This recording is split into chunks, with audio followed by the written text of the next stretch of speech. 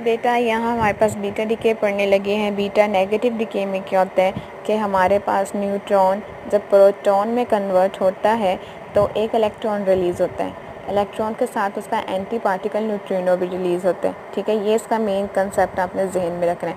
जबकि positive beta decay में ये उसके ऑपोजिट है। पॉजिटिव बीटा डिके यानी कि प्रोटॉन हमारे पास पॉजिटिव है, यानी कि प्रोटॉन न्यूट्रॉन में कन्वर्ट होता है। तो जब न्यूट्रॉन में कन्वर्ट होता है तो हमारे पास पॉजिटिव इलेक्ट्रॉन रिलीज़ होता है। पॉजिटिव इलेक्ट्रॉन का जो एंटी पार्टिकल है वो न्यूट्रिनो है। ठीक है, ये आपने मेन कंसेप्ट अपने जहन में रखना है।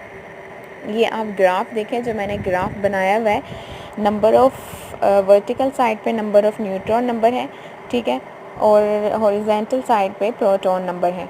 ये दरमियान में जो लाइन है वो स्टेबिलिटी लाइन है। स्टेबिलिटी लाइन पे जो इलेक्ट्रॉन और न्यूक्लियाई रिलाई करते हैं उनका प्रोटॉन नंबर और न्यूट्रॉन नंबर सेम होता है।